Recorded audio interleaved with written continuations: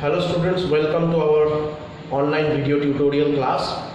Today I will be starting with the next topic of the same chapter, Living World, that is Nomenclature System and Taxonomic Aids. I think who has seen the previous video, they have seen actually there I have discussed about the entire taxonomy and systematics part. So today I have decided that I will be starting with this part. So first, when we will be starting with this part, first we have to know about what is nomenclature.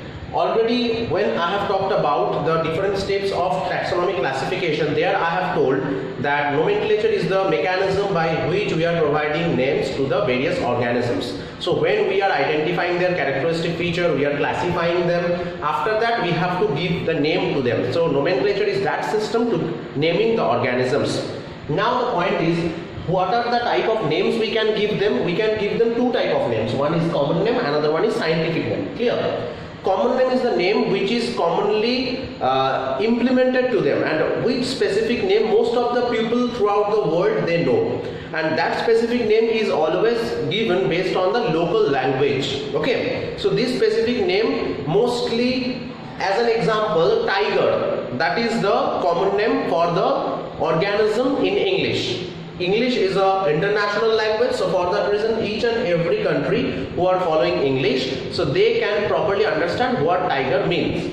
But the scientists have provided another name that is called the scientific name, which is commonly discussed by students, teachers as well as scientific researchers. So specifically for the research work, for the study purpose, we are using another name which is in Latin, that is commonly known as scientific name. As an example, in case of tiger, the scientific name is Panthera tigris.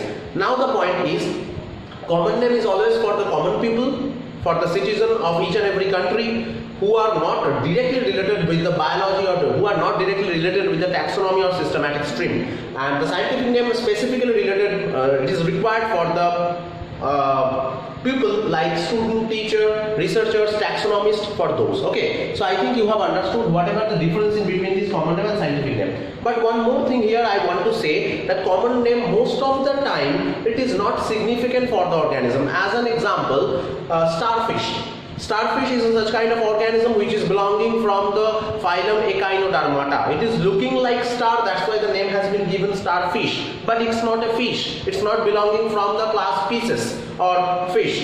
It is belonging from the phylum Echinodermata. So the significant, that common name, whatever it is given to that organism, that is mostly non-significant or insignificant. Okay, insignificant. But in case of scientific name, that will be always significant, because whatever the scientific name we are providing, each and for species name as well as for genus name, whatever the name we are providing, always there should be a meaning. But both of the names are in Latin. That is the thing.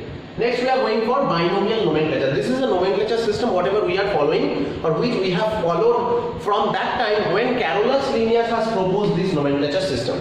Binomial nomenclature system means the nomenclature system where there should be two names. One is genus name, another one is species name. Genus name can be called in biological terminology, that is generic name, and species name will be called as specific epithet. You can see here the generic name, which is actually the genus name, and specific epithet, which is actually the species name. Considering. So always binomial nomenclature will be considering these two terms, generic name and specific epithet. What should be the rules for binomial nomenclature? When we are giving the binomial nomenclature, or when taxonomists are giving the name to any of the organism following binomial nomenclature, they have to follow these rules. First of all, the name should be in Latin. Okay, strictly it should be in Latin. Second, first letter of the generic name, it should be capital, and the first letter of the specific epithet or the species name will be small. Any kind of scientific name you will see anywhere, the first letter of the generic name will be always capital, and the first letter of the specific epithet or species name will be small. Third rule, if the name is printed in the book, it will be in italics format. Okay, and if you are writing in the copy or in the exam or anywhere, you have to underline the generic name and specific epithet separately. Clear? Next, name of the scientist who has proposed the name, or who has told the name first, or who has discovered the name, his name will be kept, or his name will be written in a small bracket in very short manner. As an example, if Carolus Linnaeus is providing any binomial nomenclature or any nomenclature to any organism, we are providing, or we are writing the scientist's name like this, Linn dot Linn, Linn after the name of after the scientific name of that organism. So these rules we have to strictly follow when we are naming any organism. Okay, now we are moving on. I am moving to the next part and the last part for this chapter, that is taxonomic aids. What are the taxonomic aids? Aids means some tools or equipments or methods which we are using for taxonomic classification of various organisms. So those tools or equipments or methods or mechanisms are commonly known as taxonomic aids. Now the point is, first taxonomic aid we can see, that is the museum. Always when we will be classifying the organism or when we want to study about any organism, we are going to the museum. Because in museums, there are various kinds of animals, plants who are existing as well as who are extinct already.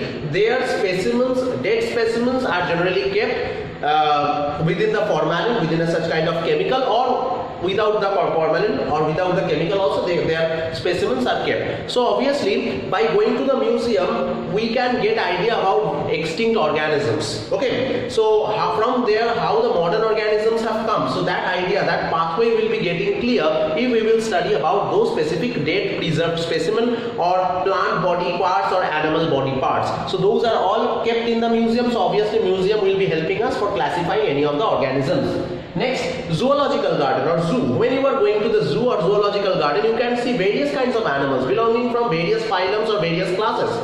So those all organisms are living organisms. So obviously, by seeing the living organisms, you can understand about their food habit, you can understand about their habit, about their morphological features. Obviously not the anatomical features, because for that reason, for that you have to dissect that organism. But morphological feature, their food habit, their behavior, how they are walking, how they are sleeping, all these aspects you can determine or you can understand when you are going to zoological garden. So obviously, by going to zoological garden, you can see several foreign animal species also. So by that you can get obviously the idea about each and every organism properly, which will help you during the taxonomic study. Third, botanical garden. Botanical garden is another place where various kinds of Indian or native species as well as foreign species of plants are preserved there, as well as plants are kept. Various extinct plants are also cultivated there. So automatically you will be getting idea about various kinds of existing and extinct plant, from where obviously it will be easier to study about the taxonomic classification, or you can categorize the plant in proper manner, in proper division or in proper kingdom. So the botanical garden is also helping you for determining the classification process, or for how to classify this process, that you can understand. Next, herbarium. Herbarium is such kind of sheet where you are pasting dead plant specimens. Obviously extinct plant specimen as well as existing plant specimens who are dead, you can paste it there. So like that, several herbarium sheets are also preserved in botanical gardens. From there, various kinds of smaller extinct trees or extinct plants or saplings, you can get idea about them. And if you can relate those extinct plant species with the modern any plant species, obviously you can trace the evolutionary pathway, you can study about their relationship, you can study the systematics automatically, and taxonomy obviously you can study.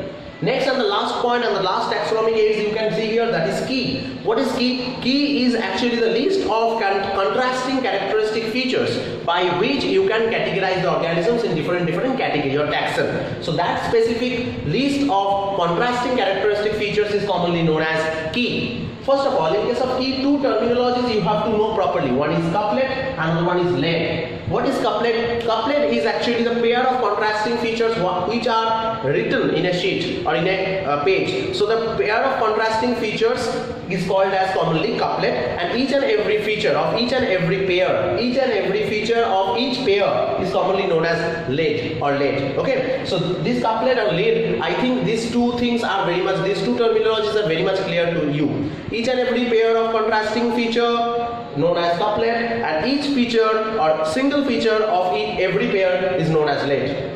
Key can be of two types, indented key and bracketed key. What is indented key? When the characteristic features of any organism is enlisted in a pair manner obviously, but that is enlisted in a sequential manner, then it will be called as indented key. Again I am repeating, suppose you have got a key where the features, contrasting pair of features are enlisted in a sequential sequential manner, then it will be called as indented key. But bracketed key is a such kind of contrasting pair of characteristic containing list where the characteristic features are not properly written in a sequential manner. It's not present in sequence. So how we have to follow? Just beside each and every contrasting pair of features in a bracket, the number is written. That means suppose after one feature, if it is written in a bracket 9, that means after one number feature you have to go to the 9th feature.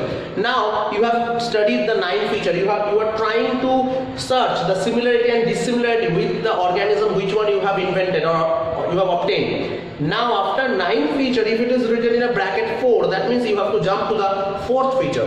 Now you have gone to 4th feature. You are considering that feature with that organism which one you have obtained. Now after consideration which feature is coming appropriate, then after just 4th feature, if in a bracket it is written 2, that means you have to jump to the 2nd feature. So like that, bracketed key containing several pairs of contrasting characteristic features, but those are not properly or sequentially arranged. Those are not proper in sequence. So that is the bracketed key. So these two types of keys are actually made according to requirement. We will be using those type of keys. Last thing, that is the species concept. What is species? First of all, the species is a group of individuals who are morphologically, anatomically almost similar, sharing common gene pool and inbreeding with each other, but they can't outbreed. Outbreed means they will not reproduce with such kind of organisms who are belonging another group of individuals. So obviously those organisms or that group of organisms are commonly known as species, who are morphologically similar, anatomically similar almost, sharing same gene pool, as well as they are inbreeding with each other. They are not outbreeding or they are not reproducing with any other group of individuals. They are known as species.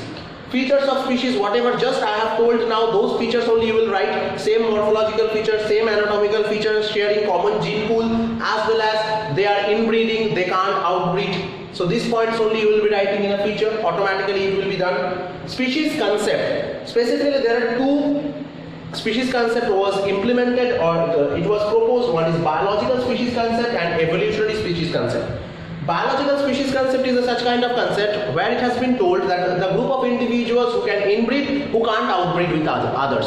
That is the biological species concept, which was proposed by Ernst Mayr. Ernst Mayr was proposed this specific species concept where he has told the group of individuals who can inbreed with each other but can't outbreed. That is biological species concept. But what is evolutionary species concept? Evolutionary species concept is a such kind of species concept where it has been told that obviously the existing individuals of any species will be showing some similarities as well as dissimilarities from the extinct one or from the previously existing one. So in an evolutionary process, from the extinct organism, the newly developed advanced existing organism has come. That has been actually told as in biological species concept. So in the biological species concept, it has been in the evolutionary species concept. So in the evolutionary species concept, it has been told that the group of organisms who are showing similarity and dissimilarity with the extinct organism, or we can through the evolutionary we can understand about the evolutionary how the group of individuals have come from their ancestor. That is evolutionary species concept. So these are the species concepts that last I have discussed. So totally whatever I have discussed, I am recapitulating again. One is nomenclature system, two types, common name and scientific name. Next, binomial nomenclature proposed by Carolus Linnaeus. Under binomial nomenclature, two terms will be there. One is generic name and one is specific epithet. This is genus name, this is species name. Rules: name always will be given in Latin. First letter of the generic name will be capital, but the first letter of specific epithet will be small. Name will be always, when it is printed format, then it will be italics, but when it is written on that time it is underlined. Name of scientist, that is always will be kept in a bracket in short manner. Taxonomic aid, 5 taxonomic aids I have discussed. First museum, then zoological garden, botanical garden, herbarium and key. Within key, two very important terminologies are: one is couplet, that is a pair of contrasting characteristic features, and a single feature of each contrasting feature, that is known as lead or lead. There are two types of keys: indented key and bracketed key. These 2 points are also very much important. Then species definition, features of species that already I have told, and concept of species, that is a biological species concept and evolutionary species concept. I think the entire portion whatever I have discussed, that is the last part of the chapter living world, you you have understood, and I think you have enjoyed this video a lot. Please follow the previous videos as well as this video to get proper knowledge about the chapter Living World. Okay, thank you everyone.